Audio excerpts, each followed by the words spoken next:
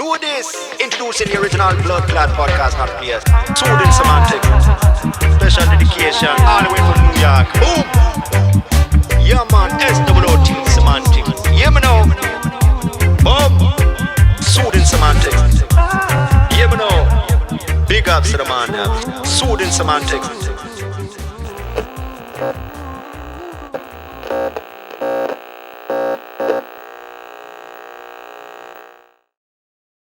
Welcome to the Soothing Semantics podcast. This is your host, Rafi Pinsky.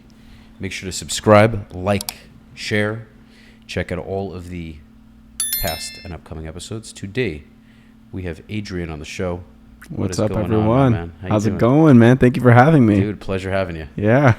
So, Adrian and I met at Shane Santa Crochet's. We met on the podcast. Yep. Right? And for whoever hasn't watched the Shane episode, go check it out. It's a very interesting episode. Really interesting story of how Shane went to jail. Talks about his journey of entrepreneurship. Very interesting episode, so make sure to check that one out. I did that one recently. So, ladies and gents, Adrian Cea is a digital creator. Okay, I'm just going through all the info here. Okay, no problem. Host and sales content creator of Sell Better XYZ. So you were telling me about that a few minutes ago before we hopped on. You're the host and producer of Florida Vibe Directory. Yes. The host of Electronic Age Pod. Yep. And the producer of Minds Wide. Yep. Okay. So I wanted to get into your podcast. Yeah. Because we spoke about that when I was on Shane's podcast. Definitely. I'm gonna post all of the social media so everyone can check you out. Appreciate that. Ladies included, if you're single. Oh yeah. I am. Okay. Single as a Pringle baby. All right, ladies, get in line. Adrian, you have the floor, sir. Yeah, man. Tell us about your podcast first. For sure. Hear a little bit about it. So the podcast is called The Electronic Age, and it all began when it started actually. Let me rewind the clock a little bit. It started with the Florida Vibe Directory. And that was with Luke, right? Luke O'Brien. He's the one who produced the Shane's podcast. When you guys were in the room, he was the audio guy. So I've known Luke my whole life from we were jits, small little people. Right. And then he built a studio. From there, he turned it into a music studio, came back from college, turned into a podcast studio. He's like, hey, I want to make a podcast about the rap game. We just interview local rap artists because we know so many. I was like, that's a great idea, man. Let's do it. So I became the host of that. Florida Vibe Directory is what we called it. Mm-hmm. That podcast has been steadily growing. Similar to how we mentioned earlier when we were talking, you got to start off with one guest, and then it just keeps building and building and building. That's how it's been with the Florida Vibe Directory. We got one artist knows another artist, so on and so forth. It becomes a web, and now we're looking to score someone really big who I won't mention right now, but is very popular from South Florida. An artist, a rap artist. I'm gonna go. What's his name? Not J Belvin. Nicky Jam. No, not Nicky Jam. Am I close? Nah. Is he Latin? No, not Latin. Think gold teeth and just recently got out of prison. That sounds racist. We hit a. I mean, this is just facts, though. He's known for rocking gold teeth, and he recently got out of prison. So, bro, I don't know a lot of the newer rappers. Give me a hint. He was on that one podcast. Is he based in Miami though? Yeah. Did he move here recently from California? No. He's been here. Yeah. Part of the low Broward scene. The baby? No, not the baby. He doesn't wear gold teeth. Not the baby. I don't think he wears gold teeth. So we'll see. Hopefully we can get Kodak Black. Oh, really? Yeah. It's a potential possibility, shit. But we'll see. Dude, if you can get him, try to hook it up. Oh, for sure. You know what it is, man? I mean, if I ever have him on, he'll see this, hopefully. I don't know anything about the guy. I'm a fan of older rap, bro. So I can't really say I'm a fan of your music, Kodak. It's not really my speed. If I have you, if that's gonna if he's gonna be like, yo, I don't fuck with you because you don't like my shit. It's like, okay, well, I mean, I'm just being real. Yeah. I'm not really a fan of that type of rap nowadays. I like the older stuff. but I would like to pick his brain. Mm-hmm. It'll be much less. I'll ask him about his career for sure and what it's like and everything. Yeah. But I'm gonna go deep, bro. For sure. Like, that's what I do. I get really underneath things where I want to know really what goes on day to day, what his life is like, the limelight, the fame, what it was like before, what his upbringing was like, as opposed to, yo, like, who'd you sleep with last night? Blah, blah, blah. Because, like, that's what a lot of people are going to ask him. It's cliche, right? That's what I feel like a lot of people are asking. Hella cliche. And then they ask him current events, like, oh, what's with that girl? Or what's with that beef you had with that dude? I don't know. It just doesn't. You're talking about nothing. Literally, that's what it is. You're just talking about nothing. People ask these questions all the time. So you know how you have the podcast No Jumper? Yeah. I love No Jumper. I think some of his episodes are interesting, but quite frankly, the guests he has on to me are just like, it's not my style. I'm just saying. You have like, so there's a guy you've probably heard of, Andy Frisella. Yeah. So he's hardcore. I don't even listen very hardcore. I don't even listen to his stuff a lot, but I follow him on Instagram. I don't really watch his podcast, but I listen to him on Instagram, and he's intense, and it's just this value, man. As much as Adam 22 or whatever his name is, he's a successful dude. It's not my. I don't know. The guests he has on, they're mainly OnlyFans women. They talk about their crazy sexcapades. It's not the goal of my show. Like, it's not. I don't know. I don't really.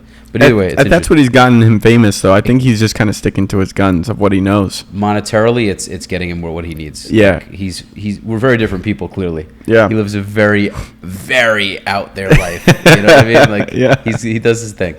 But anyway, so okay. Kodak, whatever, we're going to. Okay, so you're hopefully having him on. Back to you. That would be amazing, yeah. But who knows? Maybe it won't happen. These things can be evasive. It just depends. You just really got to keep trying for the next bigger artist. So from there, Luke, this all stems from creating Minds Wide Open. So Minds Wide Open, what is that? Minds Wide.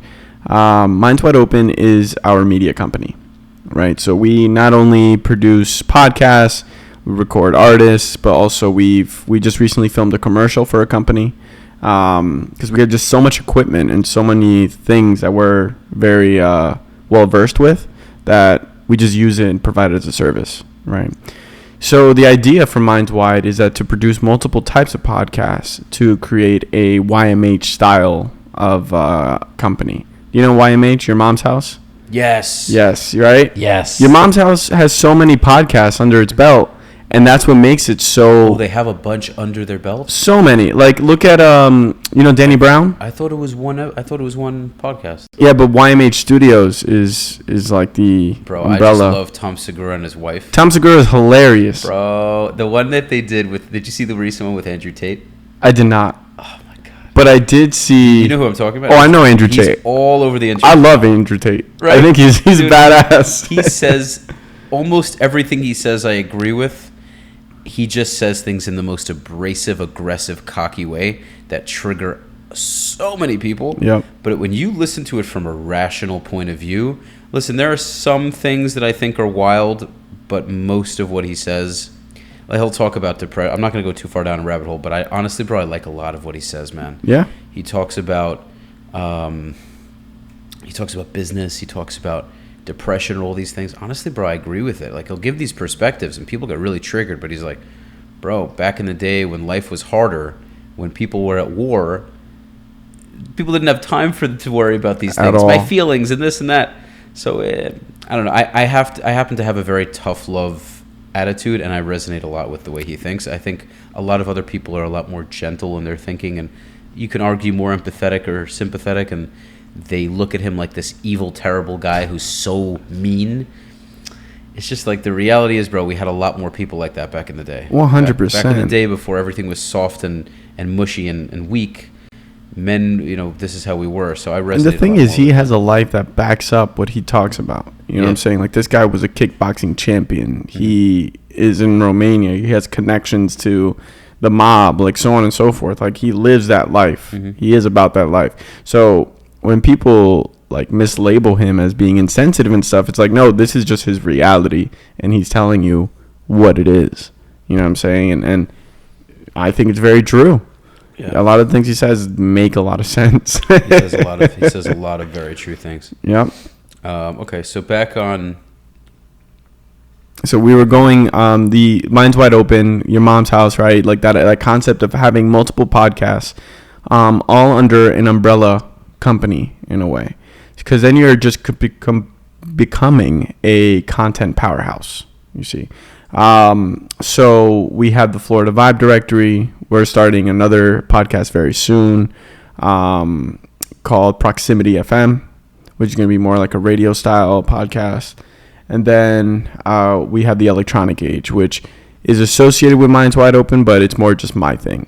So from the rap scene, I realized that I do have a lot of connections in rap, but I have an even more like massive network in electronic music. A lot of my friends are DJs, producers, venue owners in Miami, so on and so forth. So I spoke with Luke, and we're like, yo, how about we start a podcast in this direction?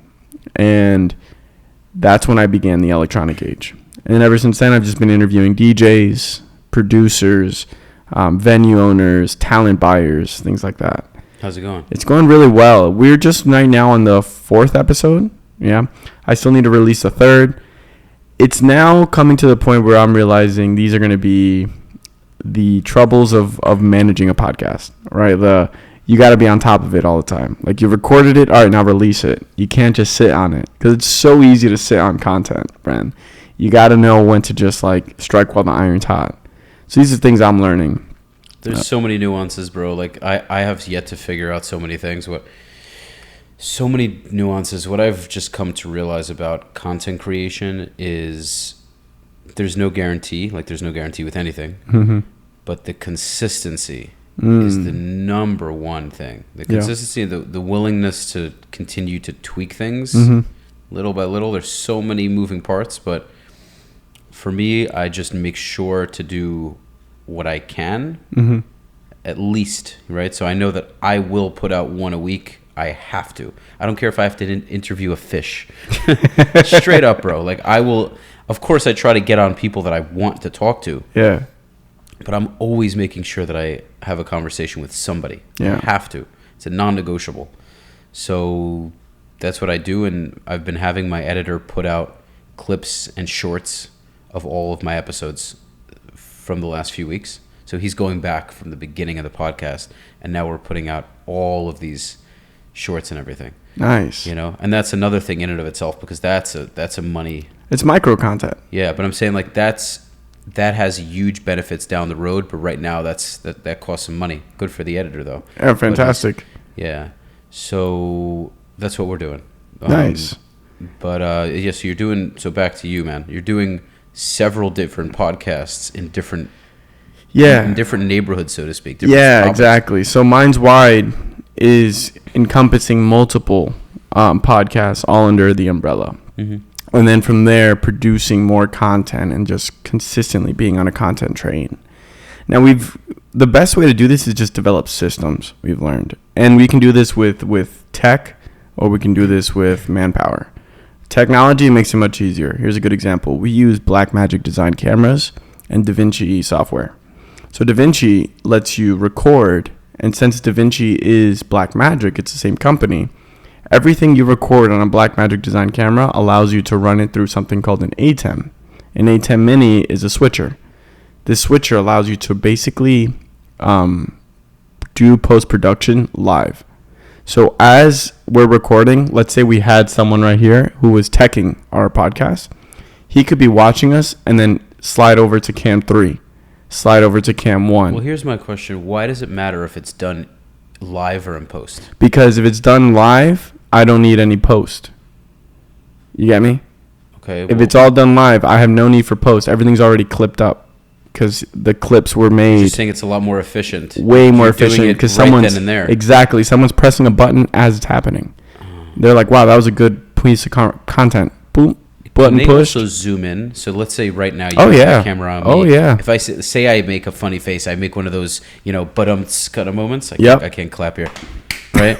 And they want to zoom in on my face where I make that stupid, like I go, I need that. I need stupid shit like that. You could probably do it with DaVinci, yeah, easily with DaVinci. And here's an even crazier. An in-person guy. That's what I really want is an in-person editor. Pull it up, Jamie. Yeah, right. But I want a guy. I want a guy with a very dorky white guy name. Why a dorky white guy name? I don't know, because it's funny. 'Cause it's funny. I don't know, something like that. Or I just want something different. You know what I mean? Well, I'm thinking of something really Clyde, or think of a dorky name. Think of a real dorky name. Think of Theodore is pretty dorky. Oh, Theodore is pretty good. Yeah, British guy named Theodore. Theodore, pull up that National Geographic film. Yes, at once, Mr. Pinsky. So, You know what I mean? but at once. That shit will go viral in itself. I would love that. He would be the star of the show. Forget about me. Yeah, but it's awesome to have that with a guy like Jamie with Joe Rogan. Everything is done right then and there. Yes. It's top notch. Yeah. So we're trying to incorporate Can't wait for that. those attributes into our system right now, and we're basically there. We're just now improving that process. But you have somebody doing that, so you have Kyle. So I'll have Luke doing it, or Yeah, Luke. we'll have Daniel. Here's another thing: you got to have a good team. Mhm. It's so hard to have a good team, man, because many people are just in it to learn a quick thing and then dip.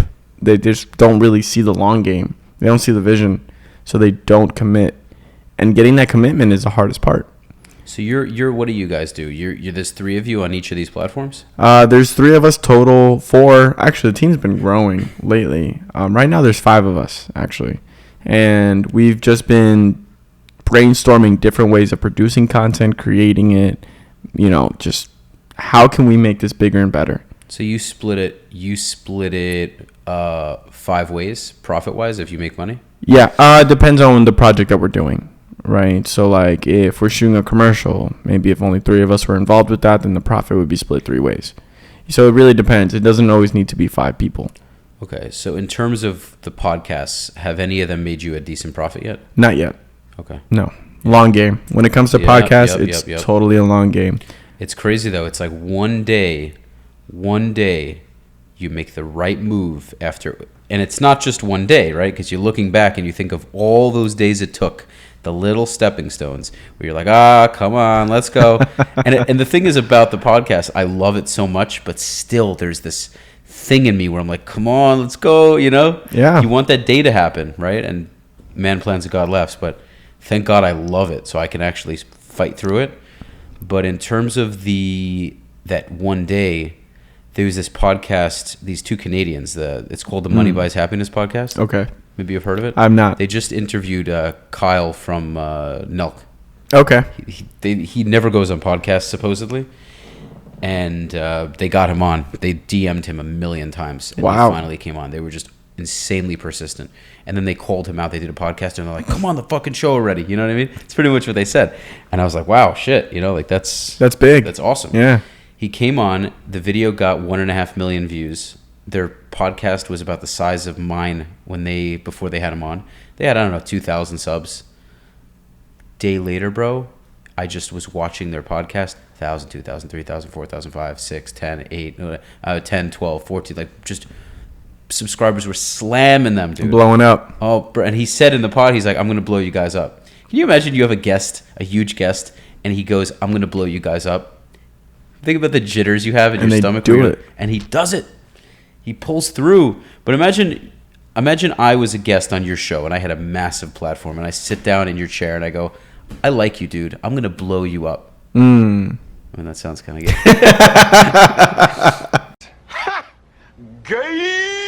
Your channel, the blow up the channel. The channel Sure, yeah. So, can you imagine that though? No, that'd be crazy. I'd be like, damn. Well, honestly, at the end of the day, that's why we're speaking, right? Like, that's 100%. When I bring people in, it's like, you get free content out of this because I can clip this up and then give it to your team, and then you can keep publishing this for yourself because I'm obviously talking about you a lot. Or, and I get what I win in return is just publicity from your name as and this likeness. gets bigger, you'll always be on my channel. It's a win-win. Exactly. So, and I've learned to start seeing. I read this book called Blue Fishing. I don't know if you ever heard of it. Who wrote it? Steve Sims. Never heard of it. Steven Sims. Okay. Really good book. Really good book. This guy is a badass. He's from Britain, and what he does is he provides experiences to anybody. So if you have the money for it, You go up to him and you're like, I want to play with the Rolling Stones on a concert, and then I want to just shred a guitar with the lead singer. That's what I want to do. And he'll make it happen. Some way, somehow, he'll make it happen. He calls it blue fishing, right? And he has like an insane story about how he started off as just a promoter at a Thai club, and then he's grown into this like massive corporation now, where he's like the Make-A-Wish for rich people. I can think of it like that. All right. Interesting. Yeah. And one thing that he says is the way he makes things happen for people is that he always makes it a win-win for everybody involved. Everybody. So if you really wanted to shred that guitar with Aerosmith on that concert, how can we make that happen? He made one example. Oh, one of the drummers has an autistic son. Well, the guy that wants to play with Aerosmith also has an autistic person in his family. How about we make this a foundational concert where we raise money for autism, right? Now, Aerosmith is more likely to say yes, because they're like, whoa, this is something that's actually means something to us. And then he'll pull both parties, make it a charity event, and then get him on stage because it was organized by him. So everyone's winning in this situation. And then the guy got to shred guitar with Aerosmith up on stage, just from all those things. And he was the cause of it. That's what it is. That's really what it comes down to. It's so true. Yeah, you really have to create a win-win for both parties. Both of them are mentally involved. Yeah. They're they're all in for it. That's also, yeah, it's a very good point. Mm-hmm. Okay. So now, moving on from the podcast. Yeah. Tell us about some of your other projects. Yeah, so I currently joined the JB sales team, or sellbetter.xyz is their new rebrand. But JB Sales is a massive sales education platform, and it's extremely well known in the B2B software world. If you know SaaS, you probably know JB Sales. I have a long career in marketing and sales, and one day I met JB Sales at an Atlanta event. We got to talking, and they just loved my energy, you know. And when I left my former company, they saw an opportunity there, and they're like, dude, we got to bring you on board. So I joined their team, and now I'm creating content for their team. The crazy thing about this is that they not only met me in person and realized, like, oh, this guy's cool. They listened to my podcast. So from listening to my podcast, they were like, okay, this guy produces content, and we met him in person. His energy's good. We got to have him on our team. So those two things ended up adding to how I got to where I am today, which is wild to me. I never would have thought in a million years that podcasting would allow me to be where I'm at now. It's crazy, right? Yeah, it's madness, dude, because I just started podcasting because I like talking to people. That was it. That's pretty much why I started. Yeah. So that's where it began, and now I create content for them. So I make TikToks, Instagram, everything about sales. You know, I have a long history in sales. I was a recruiter, an account executive, and SDR.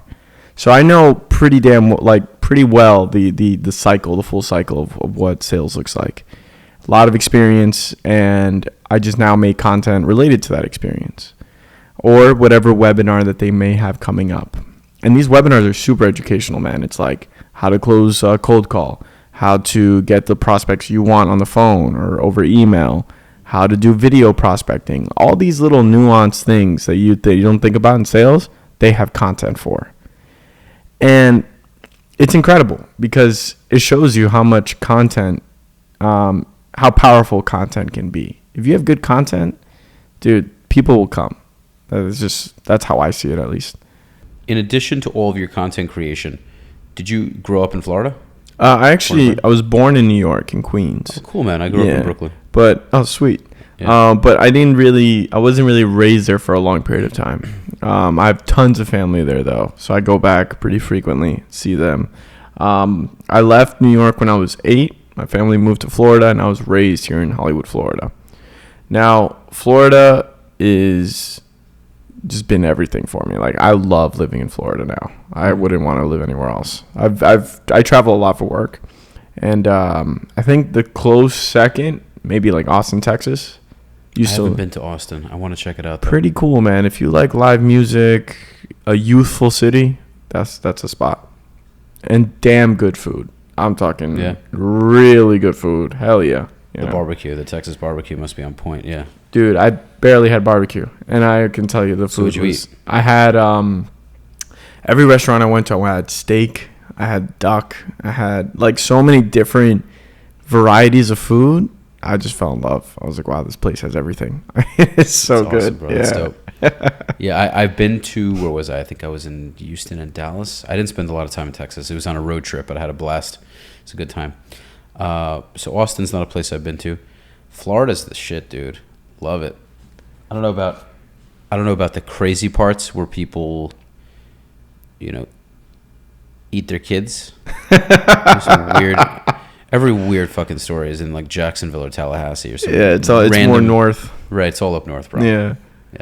Northern Florida. I mean, then there's only in Dade, which really helps us see some of the crazy shit that happens in Miami too. But New York is much crazier, man. Oh, for sure. New York is much crazier. I drive quite often I'm in the, for whoever's listening that lives in Florida, I am in the northernmost part of Florida in Aventura. And my area is a very quiet, peaceful, family-oriented kind of place. But further down south, you have much more of a party city kind of scene. Totally. So crazier shit happens. The tourists flood into South Beach. People are twerking in the street, like in spring break. So you'll definitely see some crazier stuff happen in that section of town. But I don't know. When I drive, I rarely see anything crazy. When I was living in New York, dude, people would be doing the craziest shit. I believe it. All the time. All the time. And you don't even blink. If I see some homeless guy dropping a deuce in middle of Manhattan, it really, legitimately wouldn't faze me. It's you crazy. You just walk by, you're like, okay, that's New York. You don't even think about it. What shocked me most wasn't my time in New York, but in San Francisco. I lived in San Francisco for 3 months, and I worked with Uber because I was like implementing a whole new marketing software into their system, right? And I had to go to the financial district a lot, like the Civic Center, which is like dead center, San Francisco City, right? When you get there, bro, it shocked me. I could not believe my eyes. Heavy homeless. Oh, heavy. I'm talking it's a city within a city. It's pretty crazy. And the disparity of wealth is just wild. Like, you'll be in areas where it's like really high-end, amazing, and then you go 2 streets over, and it is just tent city, people building fires on the street. Like, not what you would want to just be casually walking into. And you can. That's the crazy Usually part. There's a bit of a transfer, though. Usually there's a little bit of a slow like a wean into it. No, there's no wean. It was just bomb. Damn. Yeah. Like massive mansion, and then under the bridge, homeless person. Totally. Syringes all over the floor. Yeah, pretty much. Damn, dude. Yeah, it was pretty bad, man. I was very surprised. California's fucked. Yeah, I was totally very shocked by that. But if you go outside the city and you explore the rest of San Francisco, You have great tonality, by the way. Oh, thank you. I appreciate that, man. And you go like outside of the rest of San Francisco, like if you go to like the Mission Dolores, dude, beautiful, gorgeous, like absolutely mind-blowing views, good wine, good food, good people. And I loved it when I was out there. Like I would do, my thing is I always like going to a bar in a new city. I think a bar will tell you a lot about how the city is like, right? Because you end up pretty much meeting locals at a bar. So I went to, my favorite thing about going out in San Francisco was just the dating scene. Like I would go out there and I would be just meeting new women, new just tons of new people. And the ways you get hit on was so different in San Francisco that I just what was it like? It made me laugh. So I remember I went into this one bar, and it was a brewery and a arcade, I guess you could call it, type of bar. But really, it was just a brewery. I saw it as a brewery. So I walked in, got a beer, and I realized I'm surrounded by pinball machines, like everywhere. I was like, damn, there's a lot of pinball machines. So I'm standing there with my beer, just looking around. This girl comes up to me, and she like nudges me on the shoulder, and she's like, hey, you pinball? And I'm like, no, I don't think I do. But I don't really know how we're gonna play pinball. There are only 50 machines in the same location. what are we gonna do? So, so she tells me this, and I'm like, no, I don't. She's like, oh, well, I could teach you. Yeah, And she's probably there all day. bro, she was there with a whole crew. Imagine like Fast and the Furious Pinball Edition. Like it was like that. It's kind of weird. Oh yeah, it was interesting. Okay, But I loved it. okay. I loved it. Well, I you loved getting hit on. That's always nice. Oh yeah, it's really nice. But also just like these different types of people you didn't think are out there with these type of interests and all this stuff, and they exist, you know. And I think that's something beautiful about that. Just they got all these trades, and everyone has their own network that's completely different than what you'd expect. So, long story short, she's like introduced me to all her friends. She's like, oh, that guy over there, number 3 in the world for pinball.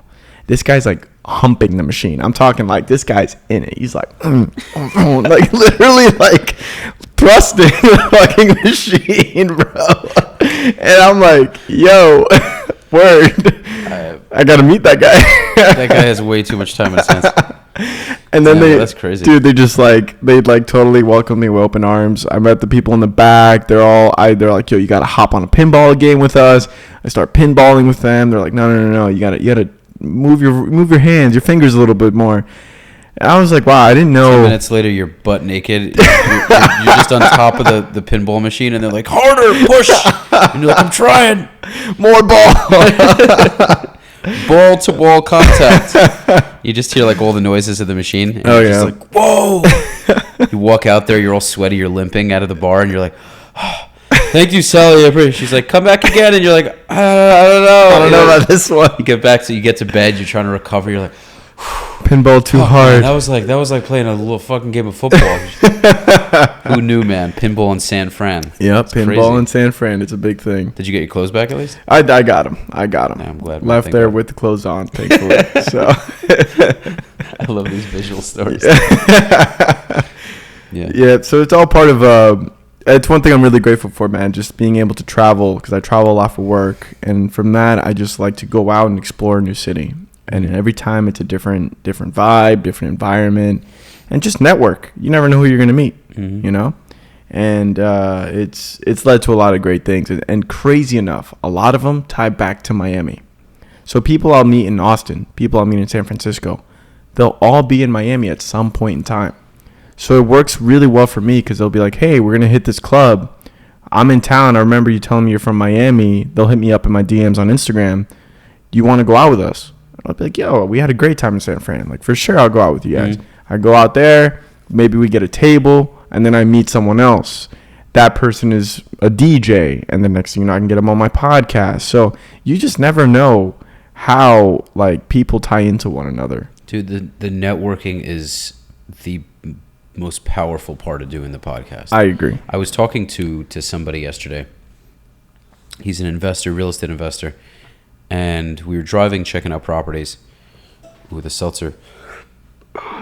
This carbon is doing a number on me. Okay, so we're in the car, and he knows about my podcast. He gets my weekly WhatsApp notifications, like everyone else in my WhatsApp.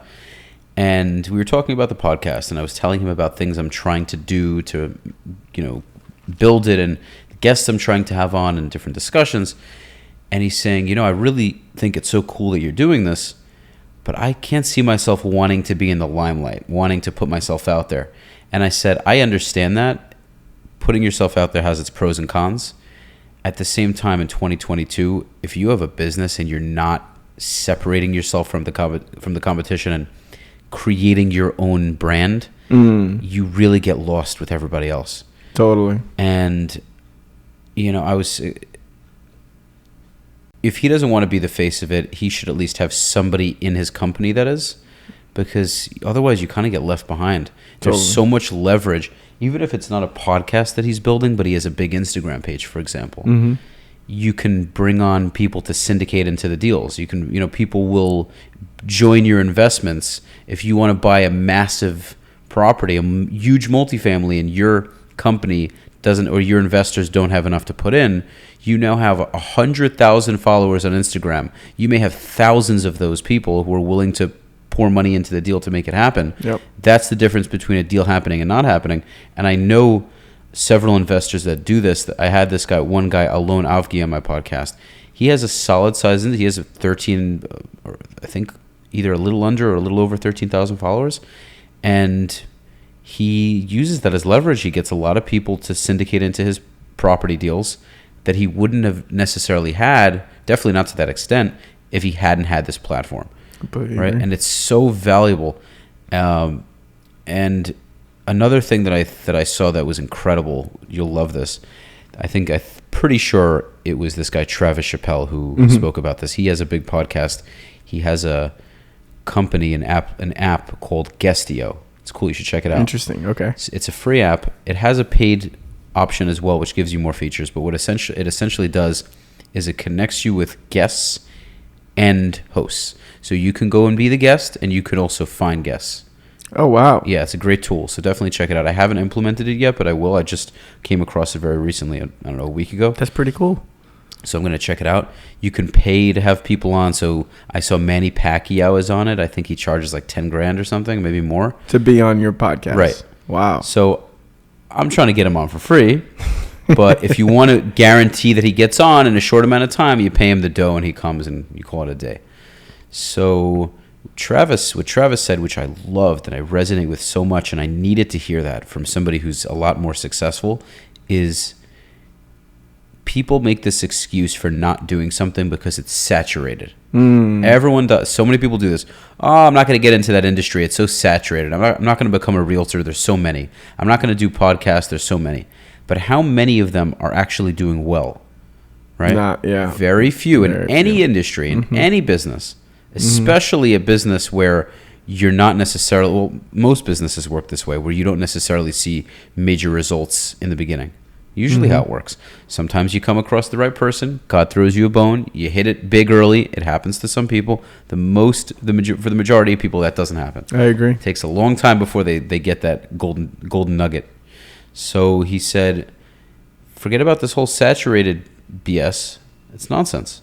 I completely agree. You know, and I needed to hear that again, even though I know it's true. I needed to hear it again.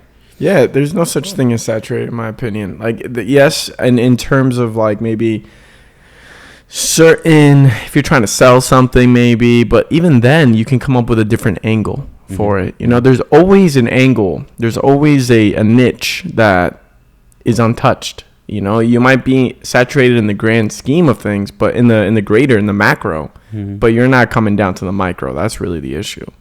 So I think people don't focus on that enough. I would agree with you completely. It's super important. There's so many components, man. I mean, like, with both the real estate and the podcast game, it really is a long play. You know, and I'll see realtors who've been in the business as long as I have that have done a lot better than I have. You know, and there are times where I'm like, fuck, you know, what am I doing? What am I missing? What could I implement? It doesn't help meaning it's good to reflect. It's good to sit back and think of what I can do and focus on trying those things out and seeing if they work and asking people who are a lot more experienced if those are good ideas.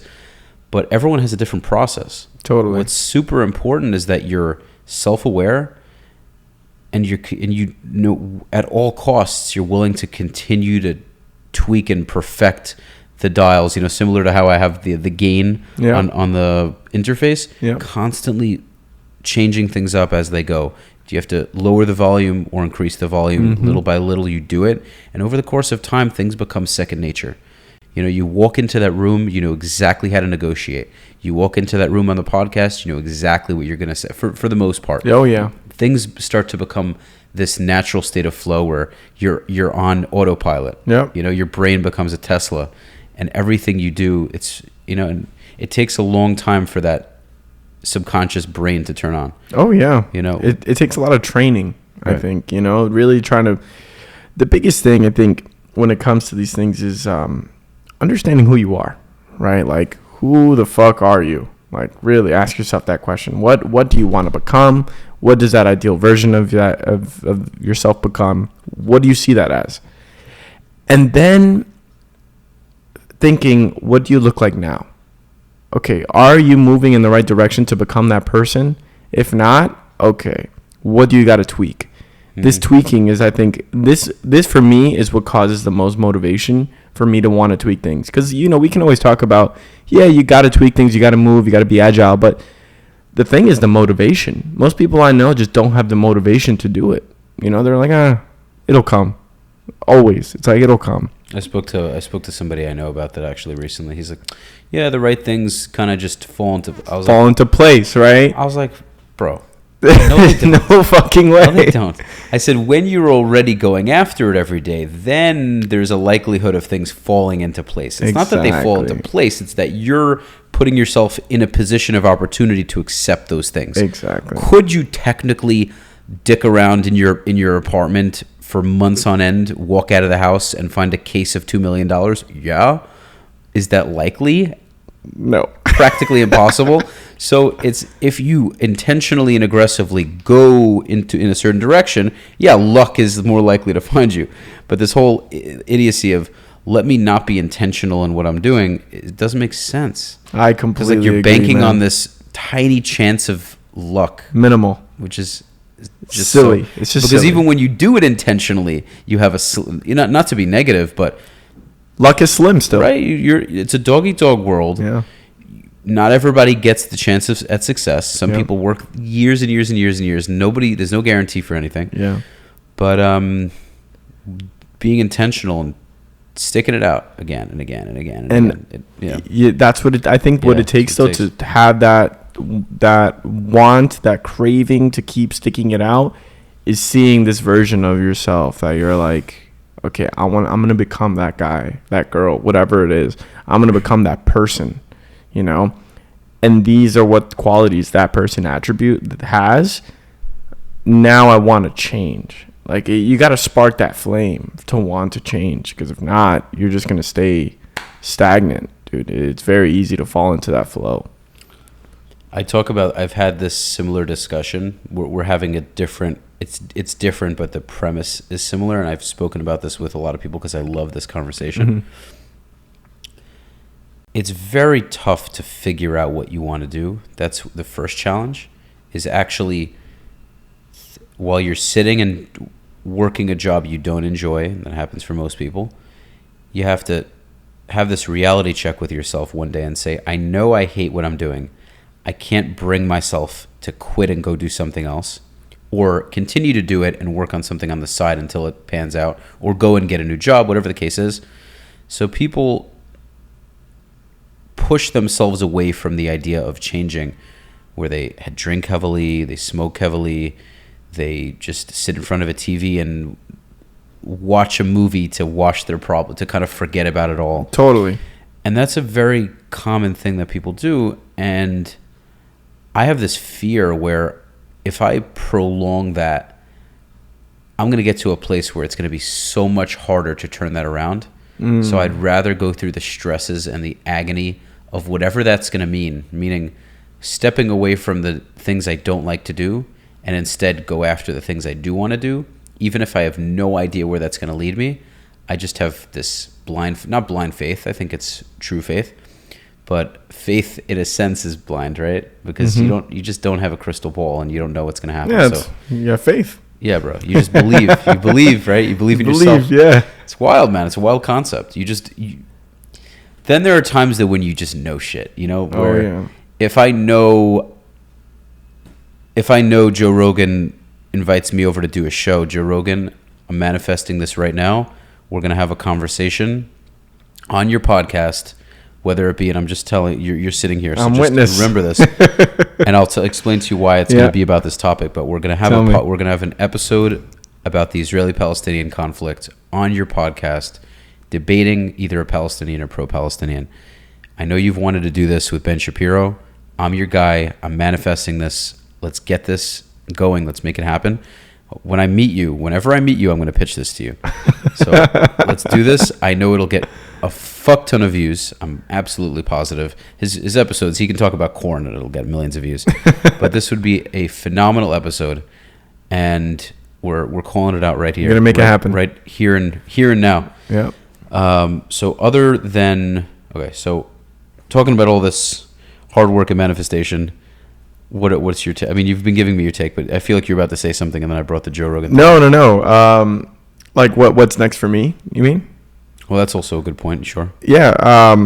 Well, shit. My biggest thing is I'm gonna scale the electronic age. I'm gonna get it to a point where I'm already utilizing my network, but I want it to be something so much bigger. You know, because it produces a piece of content that I think is really missing in the music industry, and hearing it from the horse's mouth when it comes to artists and DJs or venue owners, so on and so forth, you don't really see that very much. So I want to continue growing upon that idea. And with JB Sales, so LinkedIn, I think LinkedIn is a treasure trove people aren't utilizing enough. Is grow my LinkedIn following like significantly, and I plan on doing that with creating sales content, videos, mostly video content. So that's what's next for me. That's what I see happening, and really just propping up the electronic age, Minds Wide, and JB Sales. That's awesome, dude. Yeah, fantastic. It seems like you love what you do. I do. It's phenomenal. And you do have a great energy, man. You're very smiley. You have a great attitude. Thanks, it's phenomenal. Man. Appreciate it. Sometimes I have to work on that because I'm naturally a very happy guy.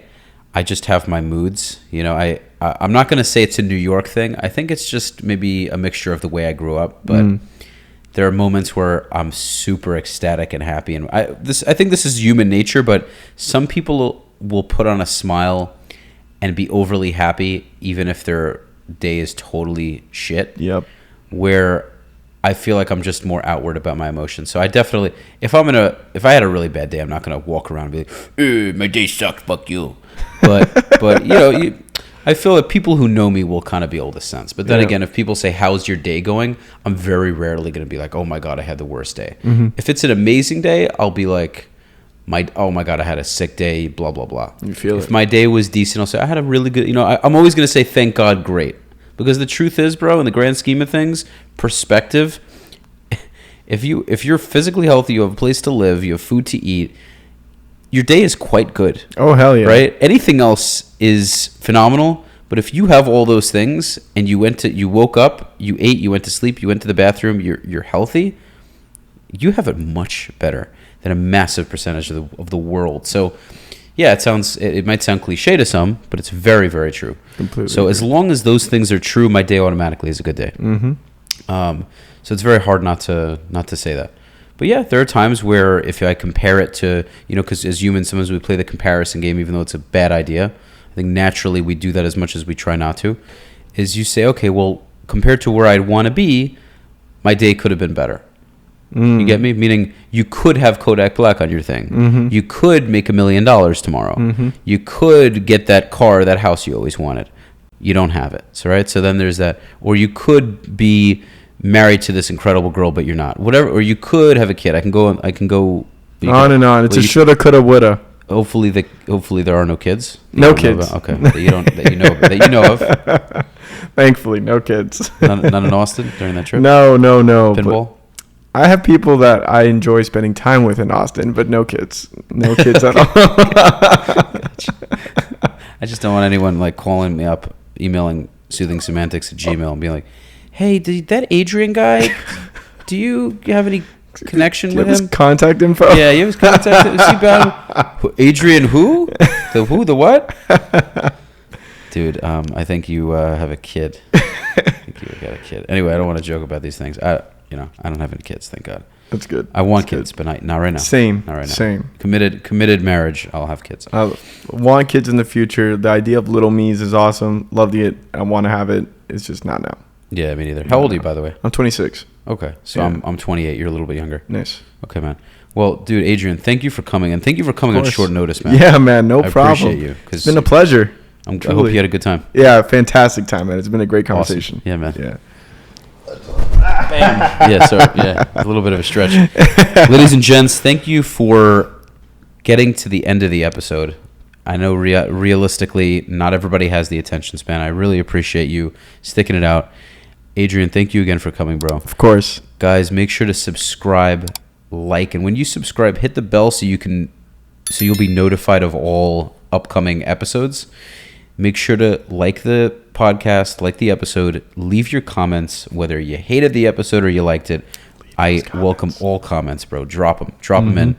And make sure to check Adrian out on all of his social media. Check out his podcast as well. At Adrian Cea, ADRIANCEA, and then the Electronic Age is the name of the podcast. And it can be found on all platforms. All platforms. That's right. Yeah. So subscribe to his content as well. Guys, I look forward to having you check out the upcoming episodes. Peace. Peace out.